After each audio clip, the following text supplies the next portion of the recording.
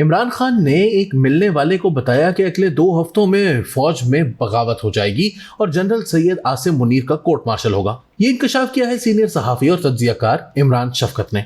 हालिया वीलॉग में 9 मई के वाकयात से मुतालिक तबसरा करते हुए सहाफी इमरान शफकत का कहना था कि साबिक वजीर आजम इमरान खान को इनके करीबी लोगों ने इस बात की यकीन दहानी करवाई है कि army chief general Asim Munir के खिलाफ आइंदा 2 हफ्तों में फौज के अंदर ही से बगावत का आगाज हो जाएगा और जनरल आसिम मुनीर का कोर्ट मार्शल होगा। इमरान शफकत का कहना था कि इमरान खान के एक करीबी साथी ने इनसे मुलाकात का अहवाल सुनाते हुए ये खबर दी है।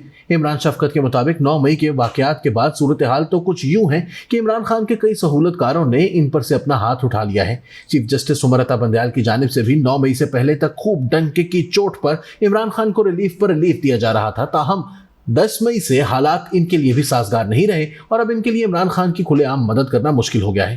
ताहम इस तमाम मामले में ये अंदाजे गलत हैं कि अब इमरान खान की हिमायती मौजूद नहीं रहे। 18 मार्च को इस्लामाबाद जुडिशल कॉम्प्लेक्स में पेशी के मौके पर भी जो कुछ हुआ इसमें भी CSP अफसरान समेत काफी बाअसर अफसरान इनके साथ मिले हुए थे। मुतालिका हुकाम की जानिब से SP का फोन टैप किया गया था और इस्लामाबाद के SP को शवाहिद के साथ पकड़ा गया।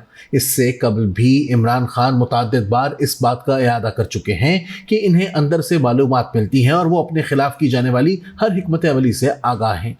सैयद इमरान शफकत ने कहा कि 9 मई को भी इमरान खान को एक पुलिस वाले ने फोन फराहम किया जिसके जरिए से वो मुसर्रत जमशेद चीमा, असलम इकबाल और हमाद अजहर के साथ राब्ते में थे। इन तमाम कार्रवाइयों की वीडियोस भी बनी और टेलीफोन कॉल्स भी टेप हुई। वाज़ेह है कि वो तमाम मवाद इमरान खान और दीगर के खिलाफ प्रोसिक्यूशन में इस्तेमाल किया जाएगा।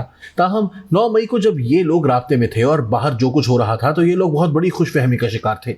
वो लोग जो इनको फ़ोन दे रहे थे, वो जो उनको मर्सिडीज़ में बिठाकर अदालत में बुला रहे थे, क्योंकि किसी ने ये यकीन दहानी करवा रखी थी कि किसी तरह इमरान खान को रिहा करवा दें और इसके बाद जब वो सड़कों पर निकलेंगे तो पाकिस्तान में इनकलाब आ चुका होगा, आसिम मुनीर का तख्ता उलट चुका होगा।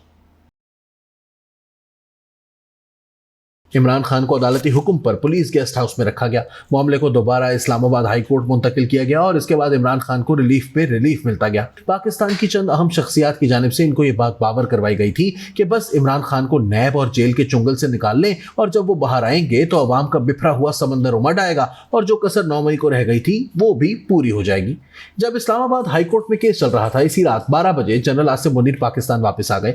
इसके बाद बहुत वाज़ेह पैगामात का तबादला हुआ जिससे बहुत सी शख्सियात के हौसले टूट गए और बंदयाल की समझ में भी यह बात आ गई कि अब पहले की तरह खुलेआम इमरान खान के साथ शाना बशाना नहीं चल सकते और इनकी इक़्तिदार में वापसी के लिए मजीद मदद फराहम नहीं कर सकते।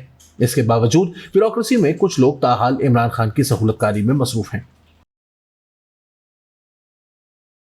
9 मई को होने वाले वाकयात से मुतालिक लाहौर सेफ सिटी हाउस में अहम इजलास हुआ जिसमें IG पंजाब डॉक्टर उस्मान अनवर की जानिब से इजलास के शुरका को ब्रीफिंग में बताया गया कि कुछ कॉल्स टेप हुई हैं जिनमें इमरान खान ने खवातीन को हिदायत दी थी कि वो वीडियोस बनाकर भेजें और पुलिस पर इल्जाम लगाएं कि जेल में इन्हें हरासा किया जा रहा है। इस पर वजीर आजम शहबाज शरीफ ने IG पंजाब से पूछा कि आपने इसके तदारुक के लिए क्या इक़दाम किए हैं। IG पंजाब ने जवाब दिया कि जेल में कैद खवातीन से मोबाइल फोन ले लिए गए हैं, कैमरे लगा दिए हैं और खवातीन पुलिस एहलकार इनकी निगरानी कर रही हैं। वजीर आजम शहबाज शरीफ ने सवाल किया कि केस कितने मजबूत हैं। प्रोसिक्यूशन पंजाब के सेक्रेटरी उस्मान को बुलाया गया और तफसीलात पूछी गई।